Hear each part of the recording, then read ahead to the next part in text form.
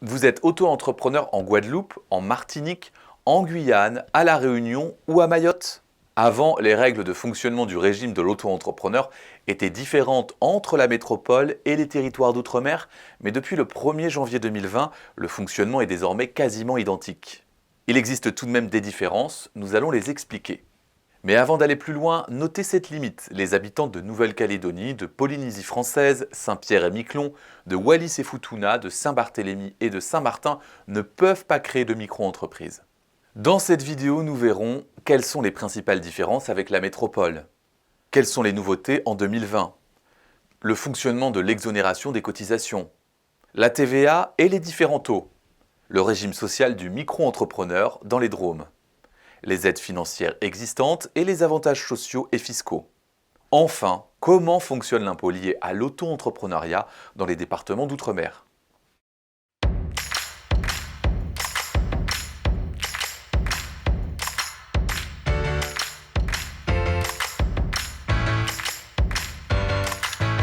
Les principales différences se trouvent au niveau des cotisations sociales, du fonctionnement des exonérations de cotisations sociales, des taux de TVA, des montants de la franchise de base en TVA, de l'organisme collecteur des cotisations sociales. Les plafonds de chiffre d'affaires sont identiques, 72 600 € pour les activités de prestation de services, 176 200 € pour les activités d'achat-revente, avec une franchise en base de TVA qui diffère en fonction des départements.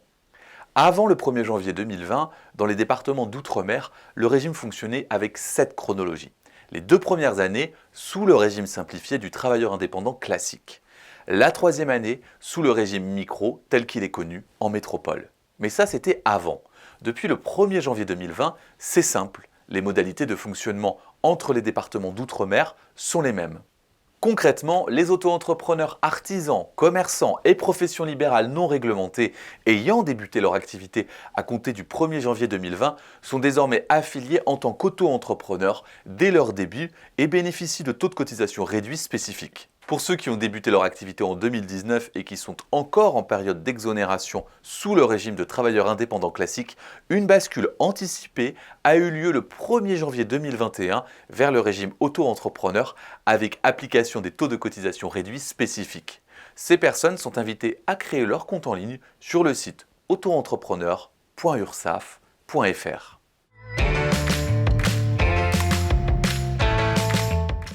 Alors qu'en métropole, les règles de l'ACRE ont évolué au 1er janvier 2021 avec une durée limitée à 1 an et une réduction des cotisations moins intéressante qu'avant, en Outre-mer, la règle est différente car tout le monde peut bénéficier des taux réduits de cotisation appelés taux DOM sur une période de 12 trimestres civils. Vous bénéficiez donc d'une exonération des cotisations aux conditions suivantes. 1/6 des taux pleins si vous êtes artisan, commerçant ou professionnel libéral non réglementé. La moitié des taux pleins de métropole, que vous soyez artisan, commerçant ou professionnel libéral, pour la période qui court entre la fin du 8e trimestre d'activité jusqu'à la fin de la 3e année civile d'activité. 2/3 des taux pleins de métropole à compter de la 4e année d'activité. Pour ceux qui sont à la CIPAV, notamment les professions libérales créées avant 2018, et les professions libérales réglementées, cela représente 7,4% dans un premier temps, 11% dans un second temps, puis 14,7% de cotisation dans un troisième temps, avant de passer à taux plein.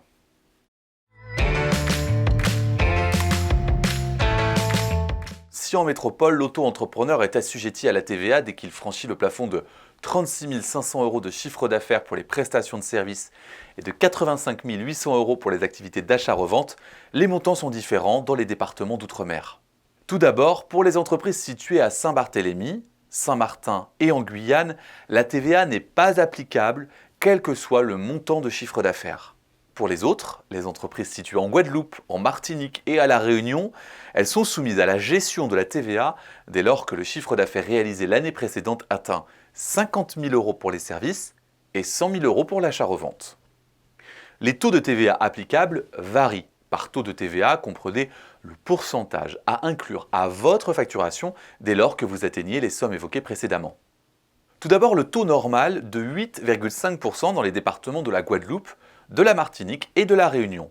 Son champ d'application n'étant pas précisément défini par la loi, il s'agit d'un taux de droit commun. Autrement dit, du taux qui s'applique généralement. Pour rappel, en métropole, ce taux est de 20%. Autre taux, le taux réduit à 2,1% dans les départements de la Guadeloupe, de la Martinique et de la Réunion. Ce taux s'applique aux mêmes opérations que celles pour lesquelles les taux réduits de 5,5% et 10% sont applicables en métropole.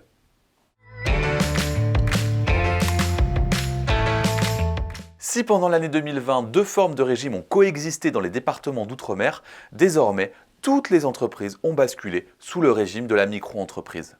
Chaque mois ou chaque trimestre, l'auto-entrepreneur déclare le chiffre d'affaires réalisé au cours du mois ou du trimestre précédent et paie ses charges selon les pourcentages que vous voyez à l'écran.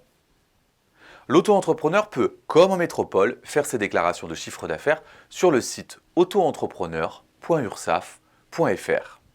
Quelle que soit l'activité exercée, le forfait social comprend toutes les cotisations relatives à la protection sociale obligatoire. Maladie, maternité, y compris indemnité journalière, invalidité et décès, retraite de base, retraite complémentaire obligatoire, allocation familiale, CSG, CRDS.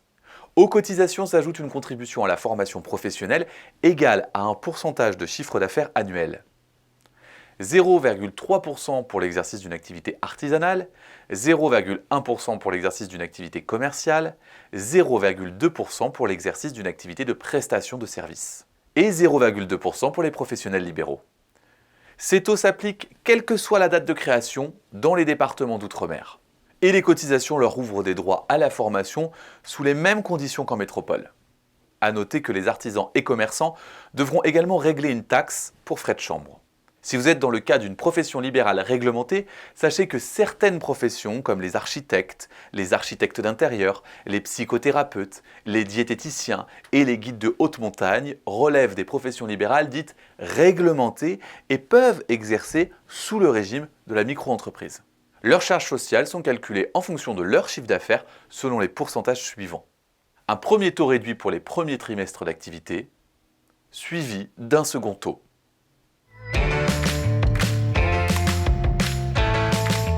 En France métropolitaine, c'est l'ACOS, Caisse nationale du réseau des URSSAF, qui collecte les cotisations sociales et fiscales de l'auto-entrepreneur pour les répartir entre les différents organismes. Pour l'outre-mer, le recouvrement des cotisations sociales est géré par la Caisse générale de la sécurité sociale. Pour autant, les déclarations de chiffre d'affaires et le paiement des cotisations se font de la même manière sur le site autoentrepreneur.ursaf.fr. Les départements d'outre-mer profitent de dispositifs particulièrement attractifs destinés à favoriser la création d'entreprises. Parmi eux, le projet Initiative Jeunes. Il s'agit d'une aide destinée aux jeunes créateurs et repreneurs d'entreprises localisés dans les territoires d'outre-mer. L'aide peut atteindre 7 300 €. Autre dispositif, les aides financières nationales à l'image des prêts d'honneur. Pour aller plus loin sur cette possibilité, rendez-vous sur initiative-france.fr. Envie d'agir défi jeune, destiné aux jeunes créateurs de 11 à 30 ans. Il s'agit d'une bourse à 2 étages, 1 000 € puis 6 000 €. Vous trouverez tous les détails sur enviedagir.fr. Les aides de l'AGFIF pour les personnes en situation de handicap, à travers notamment un montant forfaitaire de 5 000 €.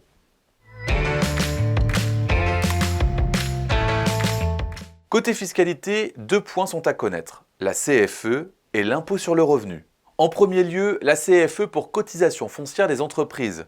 Retenez que, comme en métropole, les auto-entrepreneurs en sont exonérés la première année. L'exonération s'applique aussi les années suivantes, dès lors que le chiffre d'affaires est inférieur à 5 000 €. En second lieu, l'impôt sur le revenu. Tout comme en métropole, l'auto-entrepreneur basé dans les Outre-mer est sujet à l'impôt sur le revenu. Il peut choisir entre le versement libératoire forfaitaire et le prélèvement à la source.